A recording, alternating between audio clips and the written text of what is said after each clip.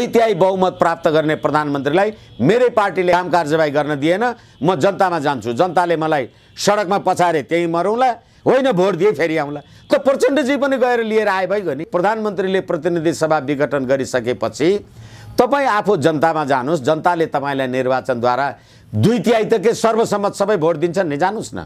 तपाईँ भनिराख्नु भएको छ सडकमा जनताले असन्तुष्टि गर्ने, त्यो जनताको असन्तुष्टि सडकबाट संविधान बदलिने हो कि तपाईँले सडकबाट अथवा निर्वाचनद्वारा मत हालेर अनि तपाईँ सत्तामा पुग्ने हो? होइन, ढुङ्गै हानेर पत्रबै गरेर हुने हो भने ठिक छ, हिजो 17,000 मारेको थियो, अब अर्को 34,000 मर्लान्। तर अझै देश मुठभेडमा जान्छ भन्दै हुनुहुन्छ है? होइन, मुठभेडमा जान्छ मैले भनेको छुइनँ। वर्तमान प्रधानमन्त्रीमाथि अविश्वासको प्रस्ताव राख्न सक्छन्, तर प्रतिनिधि सभामा अविश्वासको प्रस्ताव राख्दा वैकल्पिक प्रधानमन्त्रीको नाउँ प्रस्तावित हुनुपर्छ। यो काम भयो। अनि संविधानको धारा 101 ले प्रधानमन्त्रीले चाहेमा, संविधानको भाषा भन्दैछु, प्रधानमन्त्रीले चाहेमा मलाई प्रतिनिधि सभाको विश्वास छ भनेर विश्वासको मत राख्न पाउनुहुन्छ, धारा 100 को उपधारा 1। अनि 2 मा यदि प्रधानमन्त्रीको दलमाथि अविश्वासको प्रस्ताव आयो, प्रधानमन्त्रीको संसदीय दल विभाजित भयो भनेदेखि अब फेरि अनि विश्वासको मत लिनुपर्छ। भारत कसरी नयाँ जनादेश पक्षमा देखियो? हो, म तपाईलाई विनम्रताका साथ निवेदन गर्न सक्छु। भारतले इग्नोर गर्यो प्रचण्डलाई, त्यही भन्दै हुनुहुन्छ? होइन, हिजो प्रचण्डलाई 12 वर्ष नेपालमा 17,000 मान्छे मार्दा पाल्ने को हो? प्रचण्डजीको बारेमा कुरा गर्दाखेरि 12 वर्ष जनयुद्ध गरेर नेपालमा 17,000 मान्छे मारिँदा प्रचण्डजी कहाँ बस्नुहुन्थ्यो? भारतमा नेपालमा बसेर जनयुद्ध गर्नुभएको थियो भनेर उहाँले प्रष्ट रूपमा भन्नुभएको छ। निश्चित रूपमा होइन, किनभने उहाँले जेएनयूमा बसेर जेएनयूको कार्यक्रममा हिन्दीमा भाषण गरेर नेपालमा गणतन्त्र ल्याउन आए, राजतन्त्र अन्त्य गर्न आए के भनेर भन्नुभएको कुरा सार्वजनिक भएकै हो। बाबुराम भट्टराईजी, पुष्पकमल दाहालजीको कुरा भनेदेखि अर्को कुरा 12 बुँदे समझदारी उहाँले कहाँ गएर गर्नुभयो? कसको शक्तिमा गर्नुभयो? अनि अहिले प्रचण्डजीले नै भन्नुभएको छ कि हामीले प्रतिनिधि सभा विघटन विरुद्ध यत्रो आन्दोलन कारबाही गर्दा संसारका लोकतान्त्रिक देशहरू बोल्दैनन् भने मौन भए भनेर गुनासो भारत र अमेरिकाले इङ्कित गर्छ। त्यही भन्दैछु म तपाईँलाई शेषमणिजी। अब तपाईँले त अदालतमाथि पनि विश्वास गर्न छोड्नुभयो, किनभने होइन अदालतले चाहिँ प्रतिनिधि सभा विघटनको विपक्षमा निर्णय दियो भने प्रतिगमन हुन्छ, निवेदकहरूले भने जस्तो भएन भने देश डुब्छ। प्रधान न्यायाधीशहरू भनिराख्नु भएको छ होइन यो त विघटन त नचाहिँदो भनेपछि तपाईँले सर्वोच्च अदालतले इन्साफ नगरोस् भने होइन? सडकले प्रधानमन्त्रीलाई कारबाही गर्न सक्ला यति बेला? हो, अब सडकले प्रधानमन्त्रीलाई कारबाही गर्न सक्ने हो भनेदेखि तपाईँ 62-63 को जस्तै आन्दोलन गर्नुहोस् न, अदालतमा नालिस फिराद गरिराख्नु भएको छ, ठिक छ, ढुङ्गा मुढा पथराव गर्नु होला। तर के हो भनेदेखि प्रचण्डले त चेतावनी दिइसक्नु भएको छ नि त, यो व्यवस्था मास्न हामीले कदा पनि दिँदैनौँ। हो, अरू प्रधानमन्त्रीले हालतमा पनि कारबाही गर्न सक्नु भएको छ। एउटा प्रतिनिधि सभा विघटन र पुनर्गठन गर्दैमा व्यवस्थै गइहाल्छ भने यो कस्तो व्यवस्था त? आवधिक निर्वाचन तपाईँले जनताले ल्याएको व्यवस्था सिद्धाउन पाइन्छ कुनै पनि प्रधानमन्त्रीले? तपाईँहरू के कुरा गरिराख्नु भएको? कसरी व्यवस्था सिद्धियो? कहाँबाट व्यवस्था कसरी सिद्धियो? एउटा जनादेशको दुरुपयोग भयो? दुरुपयोग भएन, सदुपयोग भयो। किनभनेदेखि विश्व दुनियाँको भूगोलबाट हेर्नुभएका सम्पूर्ण नेपालीहरूलाई म हार्दिक नमन व्यक्त गर्न चाहन्छु। आदरणीय दर्शकबिन, पछिल्लो समय नेपालको राजनीतिलाई हेर्दाखेरि संसद विघटन पश्चात साँच्चीकै यति बेला अन्तर्द्वन्द्व सुरु भइसकेको छ। संसद विघटन भएको 20 दिनपछि पनि देश यति बेला आन्दोलित भइरहेको छ। सडकमा साँच्चीकै प्रधानमन्त्री केपी शर्मा ओलीको पक्षमा होस् या विपक्षमा नाराबाजी लागिरहेको छ। मुर्दाबाद र जिन्दाबादका नाराहरूले साँच्चीकै यति बेला सडक तरङ्गित बनिरहेको छ। अबको निकास के होला त? प्रचण्ड भारतबाट आइसकेपछि के साँच्चीकै मिलेर जाने सम्भावना देखिन्छ त? यावत बिचमा आज हामी केन्द्रित भएर बहस गर्नेछौँ। हाम्रो बिचमा वरिष्ठ अधिवक्ता विष्णु भट्टराई हुनुहुन्छ। वरिष्ठ अधिवक्ता विष्णु भट्टराईलाई कार्यक्रममा हार्दिक स्वागत गर्न चाहन्छु। हजुर, धन्यवाद, नमस्कार। देशव्यापी रूपमा यति बेला एउटा माहौल उत्पन्न भइरहेको छ, संवैधानिक कदम होइन असंवैधानिक कदम हो भन्दै पूर्व प्रधान न्यायाधीशहरूले साँच्चीकै भन्नुपर्दा यति बेला बोलिसकेका छन्। यो अवस्थामा देशव्यापी रूपमा एउटा प्रदर्शन पनि उठेको छ, आधी बेरी मचिएको छ, सरकारको विरोध र सरकारको समर्थनमा दुईतर्फी आवाज उठिरहेको छ। अहिले भारतले पनि मुख खोलेको जस्तै देखिएको छ, जनादेश नयाँ जनादेशको भारत त्यसको पक्षमा देखिएको छ भनेर भनिरहँदा यी कोणहरूलाई कसरी हेर्नुहुन्छ? पहिलो कुरा त हामीले संविधान निर्माण गर्दाखेरि नेपाली जनताको राजकीय सत्ता र नेपाली जनताको सम्प्रभु सत्ता भन्ने कुरालाई निर्वाध रूपले स्वीकार गर्यौं र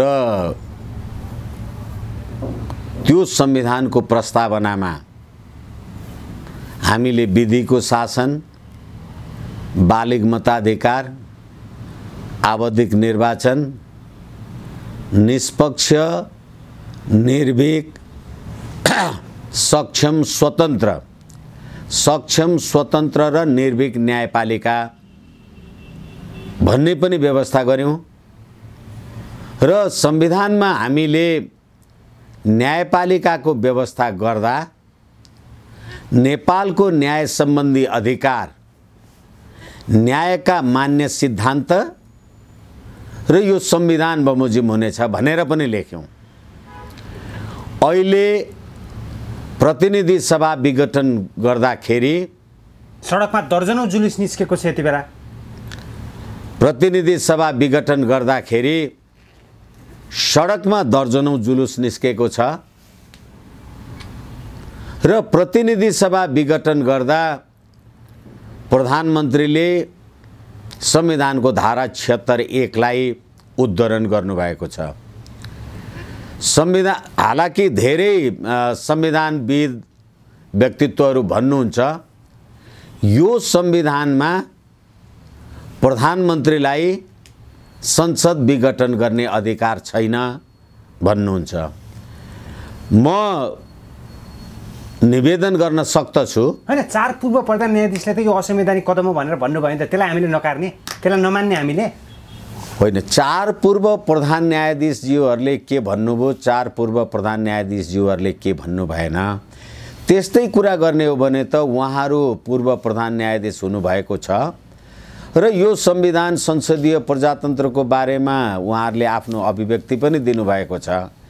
यही संविधानको धारा 105 ले अदालतको विचाराधीन रहेको विषयमा त्यसलाई अनुकूल प्रतिकूल प्रभाव पर्ने गरी टीका टिप्पणी गर्न पाइँदैन भन्ने पनि यही संविधानमा लेखा छ भने अब पूर्व प्रधान न्यायाधीशहरूले चाहिँ त्यो टीका टिप्पणी गर्नुहुन्छ, अरू जनताले चाहिँ गर्नु हुँदैन भनेको हो भने त बेग्लै हो। होइन भने अहिले संविधानको धारा 105 बमोजिम अदालतको विचाराधीन रहेको विषयमा त्यसलाई अनुकूल र प्रतिकूल असर पर्ने गरी टीका टिप्पणी गर्न पाइँदैन भन्ने व्यवस्थाको पालना चाहिँ कसले गर्यो? यो संविधानको पालना भयो, राजनीतिक दलहरूले गरे, पूर्व प्रधान न्यायाधीशजीहरूले गर्नुभयो। यसकारणले गर्दाखेरि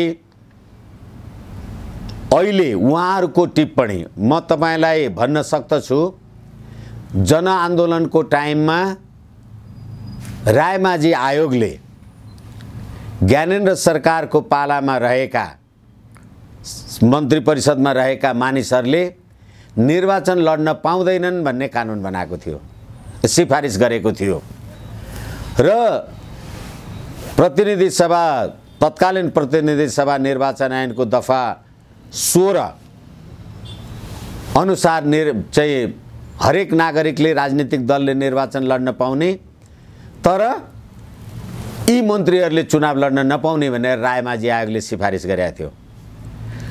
त्यतिखेर प्रधान न्यायाधीश, त्यतिखेर मलाई लाग्छ अनुपराज शर्माजी सर्वोच्च अदालतमा न्यायाधीश हुनुहुन्थ्यो, कल्याण श्रेष्ठजी हुनुहुन्थ्यो र त्यो इजलासमा मैले बहस गरेको थिएँ कि प्रतिनिधि सभाको निर्वाचन लड्न पाउनुपर्छ, लोकसम्मति लिन पाउनुपर्छ, किनभनेदेखि मैले जनताको विरुद्ध, देशको विरुद्ध, प्रजातन्त्रको विरुद्ध, लोकतन्त्रको विरुद्ध काम कारबाही गरेको छु भने त जनताले मलाई मत दिँदैन नि, मलाई तपाईले चुनाव लड्नबाट कसरी रोक्न पाउनुहुन्छ भन्ने रिट परेको बेलामा उहाँ अनुपराज शर्माजी नै हुनुहुन्थ्यो कि होइन यो चुनाव लड्न नपाउने गरेको निर्णय ठिक छ भनेर उहाँले भन्नुभयो 5 जनाको इजलासमा। तर के हो भनेदेखि अरू 3 जनाको इजलासमा तर अरू 2 जना न्यायाधीशहरूले होइन नेपाली नागरिकले देशको राजनीतिक प्रक्रियामा भाग लिन पाउँछ भनेर फैसला गर्नुभयो र त्यो राजनीतिक मान्छेहरूले भाग लिनुभयो। म नाम लिन चाहन्न अहिले। अनि अहिले तिनै प्रधान न्यायाधीश अनुपराज शर्माजी यो कुरा भन्दै हुनुहुन्छ र त्यतिखेर राजा ज्ञानेन्द्रले शाही आयोगको निर्माण गर्दाखेरि त्यसको विरुद्धमा सर्वोच्च अदालतमा रिट पर्यो र त्यतिखेर मीनबहादुर रायमाझी प्रधान न्यायाधीश हुनुहुन्थ्यो। त्यतिखेर राजा ज्ञानेन्द्रले हस्तक्षेप गरेको भए अथवा अदालतमा रिट परेको बेला पनि शाही आयोग एकदम ठिक छ भनेर नारा जुलुस गरेको भए सायद मीनबहादुर रायमाझीजीले पनि शाही आयोग असंवैधानिक हो गैरकानुनी हो भन्न सक्नुहुन्थ्यो कि हुन्थेन? किनभने त्यतिखेर राजा ज्ञानेन्द्रले अदालतमा चलेको मुद्दाको बारेमा अहिलेको संविधानको धारा 105 बमोजिम टिप्पणी गरेनन्। मैले तपाईलाई यो कुरा यसकारणले निवेदन गर्दैछु, हिजो जो जहाँ जहाँ हुँदाखेरि जे गरिएको होला त्यो आफ्नो ठाउँमा होला, तर यो हिजोको परिस्थिति होइन। यो अहिले संविधान सभाद्वारा बनेको संविधानले निष्पक्ष, स्वतन्त्र र सक्षम न्यायालय बनाएको छ भने तपाईहरुले अब नारायण काजी श्रेष्ठजीले पनि भन्नुभयो नि, होइन अदालतले चाहिँ लोकतन्त्रको पक्षमा फैसला गरेन भने प्रतिगमन आउँछ भन्नुको अर्थ हामीले जे रिट निवेदन दिउँ त्यसकै अनुकूल फैसला गर, होइन भने प्रतिगमन आउँछ भनेर भन्ने। फेरि म तपाईलाई अर्को कुरा निवेदन गर्न सक्दछु। नारायण काजी श्रेष्ठजीले भन्नुभए अनुसार प्रतिगमन भनेको अहिले सर्वोच्च अदालतले प्रतिनिधि सभा पुनर्स्थापना गर्दैन, यो मेरो विश्वास हो। सर्वोच्च अदालतले प्रतिनिधि सभा पुनर्स्थापना गर्दैन किनभने म प्रतिनिधि सभा विघटन भएको कुरा संवैधानिक छ भन्ने पक्षको कानुन व्यवसायी हुँ। यसकारणले गर्दाखेरि मैले यो कुरा यसकारण भनिराखेको छु, एकछिनलाई मान्नुहोस्, सर्वोच्च अदालतले प्रतिनिधि सभा पुनर्स्थापित गर्यो भने अहिले संसदमा 174 सदस्य संख्या भएको नेकपाको दल विभाजित भएको छ कि एक ठाउँमा छ? एकछिनलाई मान्नुहोस्, विभाजित भयो। विभाजित भयो भने एउटाको नेतृत्व केपी ओलीजीले गर्नु होला, अर्कोको नेतृत्व माधव नेपाल, पुष्पकमल दाहालजीहरूले गर्नु होला। अहिलेको नेपाली कांग्रेस जुन दोस्रो छ त्यो तेस्रोमा पुग्ला, समाजवादी पार्टी चौथोमा पुग्ला। अनि त्यतिखेर प्रतिगमन भनेर अहिले नारायण काजी श्रेष्ठजी भन्दै हुनुहुन्छ नि, ठ्याक्कै 52-53 सालको प्रतिगमन हुन्छ। किनभने कसैको बहुमत त हुँदैन पार्लियामेन्टमा। पार्लियामेन्टमा बहुमत नभएपछि तपाईँ र म दुईटा पार्टी मिलेर सरकार बनाउने, हर्स ट्रेडिङ गर्ने, खरिद बिक्री गर्ने आदि इत्यादि गर्ने, दुई वा दुईभन्दा बढी दलको कुराको, त्यसले गर्दा त्यो चाहिँ प्रतिगमन हुन्छ कि अहिले 174 को स्ट्रेन्थले प्रतिनिधि सभा विघटित गरेर जनताको लोकप्रिय मत लिन जान्छु भन्ने कुरा चाहिँ प्रतिगमन हुन्छ। त्यसो भए वैशाखमा निर्वाचन हुन्छ भन्ने तपाईको ठोकुवा हो? एकैछिन, वैशाखमा निर्वाचन हुने नहुने एउटा प्रश्न छ, आफ्नो ठाउँमा छ, त्यसको बारेमा हामी कुरा गरौँला। तर पहिले हामी यो अघिल्लो कुरालाई के गरौँ भने नेपाली जनताको राजकीय सत्ता र सम्प्रभु सत्तालाई तपाईले स्वीकार गर्नुभयो, 2/3 बहुमत प्राप्त संसदीय दलको नेताले प्रतिनिधि सभा विघटन गर्नुभयो र जनताको अभिमत लिन जान्छु भन्दाखेरि तपाई अब संविधानको धारा 100 को उपधारा 4 म आदरणीय पूर्व प्रधान न्यायाधीशज्यूहरू लगायत सम्पूर्ण मित्रहरूलाई सम्मानका साथ भन्न चाहन्छु, संविधानको धारा 4 25% सदस्यहरूले अथवा प्रधानमन्त्रीमाथि अविश्वासको प्रस्ताव राख्नुपर्छ। अहिले वर्तमान प्रधानमन्त्रीमाथि अविश्वासको प्रस्ताव आयो। अहिले वर्तमान प्रधानमन्त्रीमाथि 25% सदस्यहरूले अविश्वासको प्रस्ताव दर्ता गर्नुभयो। अहिलेको प्रधानमन्त्रीको दल संसदीय दल विभाजित भयो। अहिले पनि म आम सञ्चारमा सुनिराखेको छु, हेरिराखेको छु। यो त पार्टीभित्रको झगडाले गर्दाखेरि संसद विघटन गर्न पाइन्छ र भनेर धेरै विद्वान कलमजीवीहरूका कलम पनि मैले पढेँ। त्यो संसदीय दल भनेको नेकपा राजनीतिक दलबाट चुनाव जितेर आएको होइन। अनि संसदमा तपाईँले म विरुद्ध अविश्वासको प्रस्ताव राख्नु भएन।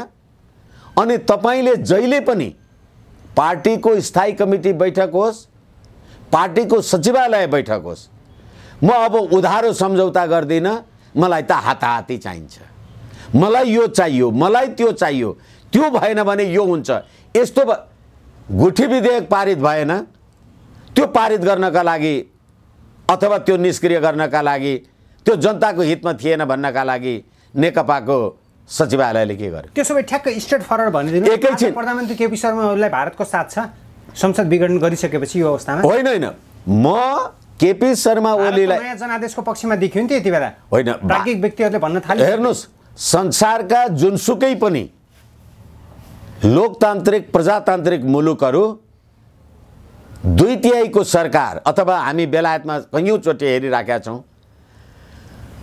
2/3 सरकारले काम गर्न पाएन भने त्यसमा अर्को सरकार बन्ने वैकल्पिक बहुमत कहाँ छ भनेको? तपाईँ भारतले भन्यो भने चाहिँ ठुलो कुरा भयो, तपाईँलाई अमेरिकाले भन्यो भने चाहिँ ठुलो कुरा भयो। तपाईँ आफै मेरो देश, मेरो संसदीय व्यवस्था र मेरो प्रतिनिधि सभाको निर्वाचन तपाईँ आफैले भनेको कुरा चाहिँ तपाईँ सानो हो? होइन, नेपालमा हरेक राजनीतिक निहालेर हेर्दाखेरि भारतको प्रभाव त छ नि त। एकैछिन, अहिलेको दुनियाँमा इन्फर्मेसन टेक्नोलोजीको यो दुनियाँमा नेपालको मात्रै होइन कि संसारको राजनीतिमा संसारका राजनीतिज्ञहरूको चासो हुन्छ। त्यसो भए भारतको इन्ट्रेस्ट यति बेला के छ ठ्याक्कै भनिदिनुहोस् तपाईँ। प्रचण्ड यति बेला भारतबाट नेपाल फर्किने क्रममा हुनुहुन्छ हो। कुनै पनि लोकतान्त्रिक देशले त्यस देशका जनताको लोकप्रिय अभिमतद्वारा राज्य व्यवस्था सञ्चालन गर्छु भन्छ भनेदेखि त्यो निश्चित रूपमा स्वागत योग्य कुरा। भारत नयाँ जनादेशको पक्षमा हुनुलाई स्वाभाविक मान्न मिल्यो। यसरी पनि म तपाईँलाई निवेदन गरौँ, पुस 27 गते आउँदैछ। पृथ्वीनारायण शाहले पनि भनेका थिए कि प्रजा मोटा भया दरबार बलियो रहन्छ। नेपाली जनताको ज्ञान विवेक क्षमता औकात बढ्यो भने, बलियो भयो भने राष्ट्र बलियो हुन्छ भने हो नि। अहिले नेपाली जनताको क्षमता ज्ञान विवेक अनुसार कयौँ कामहरू गर्न पाइएन होला। कोरोना महामारीवाला कुरा होलान्, भ्रष्टाचारका कुरा होलान्, यो खानेपिनेका कुरा होलान्, अनेकन कुरा होला। तर प्रचण्ड भारत यात्राको क्रममा यति बेला संसद पुनः स्थापना गर्नुपर्छ भन्ने अडानसहित प्रचण्डले राजनीतिक भेटवार्ता गरेको हुन सक्नुहुन्छ भन्ने आकलन पनि गरिएको छ नि त यति बेला। तपाईँ सर्वहाराको अधिनायकवाद, साम्यवादी राजनीतिक दर्शनमा विश्वास गर्ने, तपाईँलाई संसदीय प्रजातन्त्रमा 2/3 प्रधानमन्त्रीले प्रतिनिधि सभा विघटन गरेको छ। तपाईँको अस्ति चीनबाट आएका कुओ येचो चिनिया कम्युनिस्ट पार्टीका नेतृत्वहरूले तपाईँहरूलाई व्यवस्थापन गर्न सक्नु भएन। अनि अहिले तपाईँ चाहिँ लोकतन्त्रको लागि लोकतान्त्रिक देशहरूलाई गुहार्दै हुनुहुन्छ भनेदेखि संसदीय प्रजातन्त्रमा त्यसो भए संसद पुनः स्थापना गर्नको लागि प्रचण्डले लोकतान्त्रिक मुलुकलाई गुहारिरहनु भएको छ, त्यही भन्ने हो होइन? त्यो भनेको भारत पनि हो। यसकारणले गर्दाखेरि तपाईँ सिद्धान्त लिनुहुन्छ एउटा साम्यवादी, अनि तपाईँलाई साथ दिनुपर्ने लोकतन्त्रवादी राज्य व्यवस्था देशका संसारका मुलुकहरूले, अनि नेपालको राजनीतिक प्रणाली परिवर्तन गर्नलाई दिल्लीमा गएर 12 बुँदे समझदारी गर्नुहुन्छ। अनि नेपालमा बसेका माओवादी केटाहरूलाई जुन सुरुङ युद्धको लागि सुरुङ खन्न लगाउनु भएको थियो, केपी ओली र प्रचण्डजी मिलेपछि एउटाले माओवादै छोड्छ, अर्कोले एमाले नै छोड्छ भनेपछि यत्रो नेपाली जनतामाथि गर्नुभएको प्रचण्डजीहरूले गर्नुभएको घात त्यो प्रजातन्त्रका लागि थियो, लोकतन्त्रका लागि थियो कि उहाँले भने जस्तो साम्यवादी सर्वहाराको अधिनायकवादका लागि थियो? यसै कारणले गर्दाखेरि तपाईँ देखाउनुहोस् न पार्लियामेन्टमा प्रधानमन्त्रीको विकल्पमा प्रधानमन्त्री हुने व्यक्ति को हो र त्यो कुन दलको, कुन संसदीय दलको नेता हो। संविधानको धारा 100 को उपधारा 4 बमोजिम, होइन भने संविधानको धारा 100 को उपधारा 2 बमोजिम प्रधानमन्त्रीको दल विभाजन भएको कुरा देखाउनुहोस् न। प्रधानमन्त्रीलाई अविश्वास आएको कुरा देखाउनुहोस् न। सभामुख अग्नि सापकोटाजीले सर्वोच्च अदालतमा लिखित जवाब दिँदा समेत अविश्वासको प्रस्ताव आएको छ भन्नुभएको छैन। तपाईले सडकमा भनेर हुन्छ? होइन भने प्रधानमन्त्रीले मलाई मेरै दलले काम गर्न दिएन भनेर भनिसकेपछि मैले भर्खरै पनि निवेदन गरेको छु, केही कलमजीवी अथवा व्यक्तित्वहरूले आम सञ्चारमा लेख्नु पनि भएको छ, होइन पार्टीभित्रको झगडा पार्लियामेन्टमा लिएर आउने भने त्यही पार्टीको संसदीय दलको नेता हुँ म, त्यही पार्टीको 174 सदस्यहरूलाई नेतृत्व गर्छु म, अनि त्यही पार्टीको सचिवालय र त्यही पार्टीको स्थायी कमिटीले कुनै पनि कुरामा, र फेरि मैले धेरैचोटि भनिसकेको छु, एउटा अध्यक्षले अर्को अध्यक्षलाई भ्रष्टाचार भनेर 19 पेजको अपराध पत्र दर्ता गर्नुहुन्छ, अर्कोले बाँदरमुडे हत्यारा र आदि इत्यादि भनेर अर्को अपराध पत्र दर्ता गर्नुहुन्छ भने यो दुईटै कुरा ठिक होइन, हो कि होइन भन्ने कुराको लागि प्रधानमन्त्रीले म नेपाली जनताको जनादेशमा जान्छु भने के केपी ओली नै चुनाव जितेर आउँछ? अर्को मान्छे आउँदैन? त्यसैले प्रधानमन्त्री केपी शर्मा ओलीको सही कदम हो यो भन्दै हुनुहुन्छ? निश्चित रूपमा राजनीतिक प्रचण्ड गलत, प्रधानमन्त्री केपी शर्मा ओली सही। संवैधानिक रूपले र राजनीतिक रूपले तपाईँ संवैधानिक रूपको कुरा गर्दै हुनुहुन्छ, यहाँ असंवैधानिक कुरा भनिसके संसद विघटनलाई। हो, असंवैधानिक भन्न त तपाईँलाई हक छ नि त, तर फेरि पनि यिनै संसदीय दलका नेता भन्ने मान्छेहरू हामीले कुरा गरेका छौँ, संसद विघटन भयो भनेर उजुर पनि गर्न जानुहुन्छ अनि संसद सदस्यको लोगो लगाएर पनि हिँड्नुहुन्छ। कति नैतिक र अनैतिक यो कुरा उहाँहरूलाई ज्ञात छ कि छैन? संसद सदस्य हुनुहुन्छ भने सर्वोच्च अदालतको उजुरी के भयो? र अझै अर्को कुरा त र अर्को कुरा के हो भने यो संविधान बमोजिम, संविधानको धारा 137 बमोजिम संवैधानिक प्रश्नहरूको निरूपण संवैधानिक इजलासले गर्छ भनेर संविधानमा लेख्नु भएको छ। अब अहिले होइन बृहत्पूर्ण इजलास चाहिन्छ, होइन यस्तो चाहिन्छ भनेर बाहिरबाट भन्नुहुन्छ। तर पनि एकैछिन अहिले प्रधानमन्त्रीको कदमप्रति साँच्चै के भन्नुपर्दा यति बेला विरोध जनाइरहेका छन् नि त, जनताहरू सडकमा आइरहेका छन्। जनताले प्रधानमन्त्री केपी शर्मा ओलीलाई फाल्न सक्ला यति बेला? हो, त्यसैले जनतालाई, यदि जनता यो कुरा चाहँदैनन् भने त केपी शर्मा ओलीले त भन्नुभयो नि, म निर्वाचनमा आएँ, हिजो मलाई जसरी तपाईँहरूले भोट दिनुभएको थियो त्यसै गरेर मलाई निकालिदिनुहोस् न। होइन, आफू खुसी निर्वाचनमा जान पाइन्छ, 5 वर्षको मेन्डेट त दिएका थिए नि त जनताले, यो कुरा पनि त उठेको छ यति बेला। त्यसैले यो संविधान बमोजिम अगावै विघटन भएमा बाहेक प्रतिनिधि सभाको कार्यकाल 5 वर्ष हुन्छ र नेपालको कार्यकारिणी अधिकार प्रधानमन्त्री सहित मन्त्री परिषदमा निहित हुन्छ।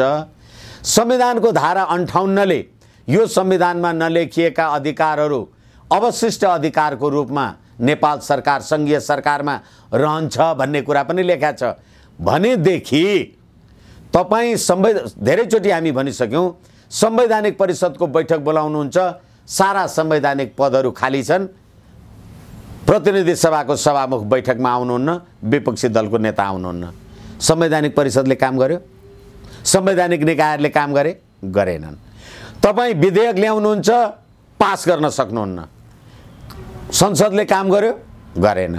नागरिकता विधेयक ल्याउनुहुन्छ, यही सर्वोच्च अदालतले भनेको छ कि नागरिकता भनेको त यति ठुलो संवेदनशील विषय हो, जबसम्म नागरिकताको बारेमा राज्यले यकिन निष्कर्ष गर्न, जस्तो हामीले सिक्किमको पनि कुरा गरेका छौँ भने नागरिकता विधेयक ल्याएर विदेशीहरूलाई राजनीतिक अधिकार दिनुपर्छ भन्ने खालको फेरि तपाईँ पार्लियामेन्टमा विधेयक लिएर आउनुहुन्छ, यो राष्ट्रहित अनुकूल भयो।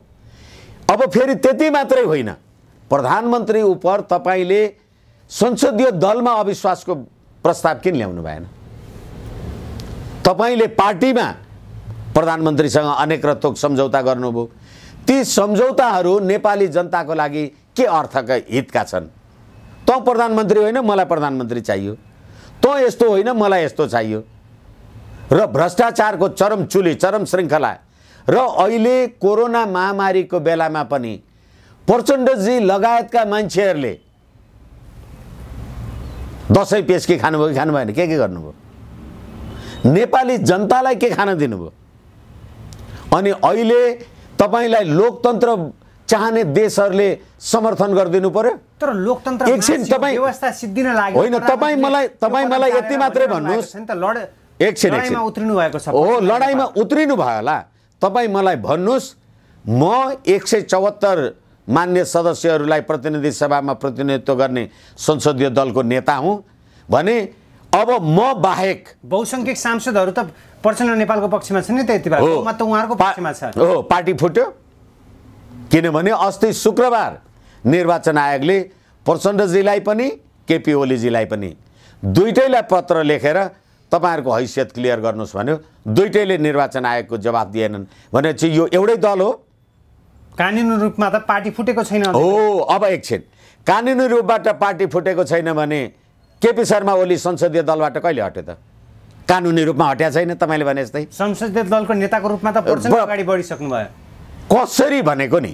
कहिले केपी शर्मा ओली संसदीय दलको नेताबाट हट्नुभयो? कारबाही गरिसक्यो प्रचण्ड नेपाल समूहले।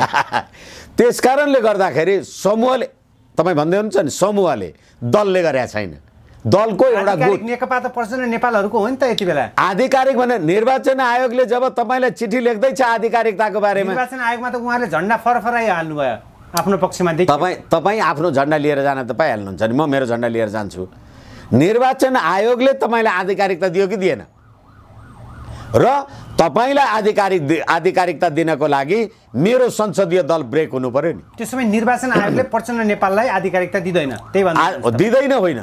प्रचण्ड अथवा केपी शर्मा ओलीजी दुईटा मध्ये कसैलाई आधिकारिकता नदिएपछि नेकपा संसदीय दल त उही छ। संसदीय दल उही छ भने संसदीय दलको नेता केपी शर्मा ओलीलाई कसले हटाए? कुन बैठकले? तपाईँले पार्टीबाट संसदीय दलको नेता हटाउने होइन, संसदीय दलको बैठक बसेर हटाउनुहोस् न। संसदीय दलको बैठक कहिले बस्यो? अघि मैले तपाईँलाई निवेदन गरेँ, संविधानको धारा 100 को उपधारा 2, म बहुमत प्राप्त संसदीय दलको नेता हुँ भने म प्रति अविश्वास गर्ने अथवा मेरो दल विभाजन भयो भन्ने कुरा चाहिँ संसदीय दलमा आउनु परेन, प्रस्ताव आउनु परेन। र मैले तपाईँलाई भने सभामुख अग्निप्रसाद सापकोटाजीले लिखित जवाब दिँदाखेरि अविश्वासको प्रस्ताव आएको छैन। अब तपाईँ भन्नुहुन्छ अहिले दल फुट्यो, उहाँ झन्डा लिएर गयो। झन्डा लिएर त सडकमा को जान्छ नि? त्यो राष्ट्रिय झन्डा लिएर त मान्छे पनि हिँडिरहन्छन् नि। अनि त्यो गाडीमा फहराएको होइन, यसले पनि झन्डा राखेछ, प्रधानमन्त्रीको पनि गाडीमा झन्डा छ, यो प्रधानमन्त्री हो भने तपाईँले? अहिले पनि जनताहरूको असन्तुष्टिको बाँध त टुटेको छ नि त यति बेला। सडकमा जिन्दाबाद र मुर्दाबादको नारा चर्किएको छ यति बेला। हो, निश्चित रूपमा। त्यसैले देश मुठभेडमा जाने त होइन भन्ने सशंकित त बनाइसक्यो। निश्चित रूपमा होइन। किनभनेदेखि नेपाली जनता सडकमा आएका छन्। ठिक छ, आफ्नो कुरा भन्न पाइन्छ। नेपाली जनताले राज्य सरकार परिवर्तन गर्नका लागि त आफ्नो खालको निर्वाचनमा जाने, भाग लिने, आफ्नो काम कारबाही गर्ने। त्यस कारणले गर्दाखेरि नेपाली जनतालाई उनीहरूको राजकीय सत्ता र सम्प्रभु सत्ताको प्रयोग गरेर निर्वाचनमा जाउँ भन्दाखेरि के को मुडभेडको कुरा छ भने? तर पनि असन्तुष्ट त हेर्नुहोस्, अब मैले पनि कसैको कान बमोजिम कुनै कसुर गरेँ र मलाई अदालतले सर्वोच्च सहित जन्म कैद गर्यो भने असन्तुष्ट त म पनि हुन्छु। प्रचण्ड नेपाल आउँदै हुनुहुन्छ, भारतको उपचारमा जानुभएको थियो आफ्नो पारिवारिक उपचारको क्रममा। उहाँ भारतबाट आइसकेपछि कुनै त्यस्तो प्लस पोइन्ट हुनेछ अहिलेको राजनीतिक दलभित्रको अन्तर्विरोधमा? कुनै प्लस पोइन्ट तपाईँ अहिले हालाकि एमसिसीवाला कुरा फेरि उठ्ने छन्, बिआरआईवाला कुराहरू फेरि त्यत्तिकै छन्। अहिले लोकतान्त्रिक देशको समर्थन खोज्दै हुनुहुन्छ प्रचण्डजी। नेपाली जनताको अभिमत लिएर लोकतान्त्रिक पद्धति र प्रक्रियाको लागि तपाईँलाई बाटो खोलिदिएको छ नि। केपी ओली भएन भने तपाईँ जानुहोस् न, तपाईँ पनि भोलि प्रधानमन्त्री हुनुहुन्छ। यो अवस्थामा प्रचण्डले निकास दिनुपर्छ, बाटो खोल्नुपर्छ भन्ने हुनुहुन्छ? होइन होइन, प्रचण्डले निकास दिने बाटो खोल्ने कुरै होइन। त्याग देखाउनु पर्यो? होइन होइन, त्याग पनि होइन। तपाईँले प्रधानमन्त्रीले प्रतिनिधि सभा विघटन गरिसकेपछि तपाईँ आफू जनतामा जानुहोस्। जनताले तपाईँलाई निर्वाचनद्वारा 2/3 त के सर्वसम्मत सबै भोट दिन्छन् नि, जानुहोस् न। तपाईँ भनिराख्नु भएको छ सडकमा जनताले असन्तुष्टि गर्ने, त्यो जनताको असन्तुष्टि सडकबाट संविधान बदलिने हो कि तपाईँले सडकबाट अथवा निर्वाचनद्वारा मत हालेर अनि तपाईँ सत्तामा पुग्ने हो? होइन, ढुङ्गै हानेर पत्रबै गरेर हुने हो भने ठिक छ, हिजो 17,000 मारेको थियो, अब अर्को 34,000 मर्लान्। तर अझै देश मुडभेडमा जान्छ भन्दै हुनुहुन्छ है? होइन, मुडभेडमा जान्छ मैले भनेको छुइनँ। तपाईँ जे गर्दै हुनुहुन्छ त्यसले नेपाली जनतालाई, नेपाली जनताको मतदान गर्न पाउने अधिकारलाई तपाईँले निस्तेज गर्न खोज्दै हुनुहुन्छ। केपी शर्मा ओली खराब छ भने जनताले मत दिँदैनन् नि। तपाईँलाई किन आपत्ति पर्यो चुनावमा जानलाई? किनभने तपाईँको चुनावमा जाने एजेन्डा भनेको के हो भने तपाईँको पार्टीको स्थायी कमिटी बैठक, तपाईँको पार्टीको सचिवालयको बैठकमा मलाई यो भाग पुगेन, मलाई यो बन्डा पुगेन, मेरो छोरीलाई, मेरो ज्वाइँलाई, मेरो भतिजलाई, ललिता निवासलाई, यही कुरा न हो। नेपाली जनताको लागि तपाईँले कहाँ झगडा टन्टा गर्नुभयो भनेको? यसकारणले गर्दा जनताको अभिमत लिन जान्छु भन्ने कुराले गर्दा यो व्यवस्था जाने कुरा होइन, संसदीय प्रजातन्त्र जाने कुरा होइन। हालाकि वैचारिक रूपले म यो राज्य व्यवस्थाको पक्षधर व्यक्ति होइन, तर संसदीय प्रजातन्त्रमा आवधिक निर्वाचन गर्दैमा यदि व्यवस्थै जाने हो भने त एकचोटि भोट हालेपछि त 100-50 वर्ष चाहिहाल्यो नि। निरङ्कुश त त्योभन्दा अर्को के हुन्छ? जो चुनावमा जान्छु भन्छ ऊ चाहिँ निरङ्कुश, जो चाहिँ होइन जनताको अभिमतै लिन पाउँदैन भनेर भन्छ त्यो चाहिँ लोकतान्त्रिक। कस्तो तर्क गर्नुहुन्छ तपाईँहरू? यसकारणले गर्दा प्रधानमन्त्रीले गरेको विघटन बमोजिम जानुस्, जनतामा जानुस्, जनताको अभिमत लिनुस्, जितेर आउनुस्। राज्य सत्ता कसैको बपौती पनि होइन, पेवा पनि होइन। हस्, समय विचारको लागि हार्दिक आभार वरिष्ठ अधिवक्ता विष्णु भट्टराई। हस्, धन्यवाद। मलाई मेरो कुरा राख्ने अवसर दिनुभयो। धन्यवाद, प्रणाम, नमस्ते।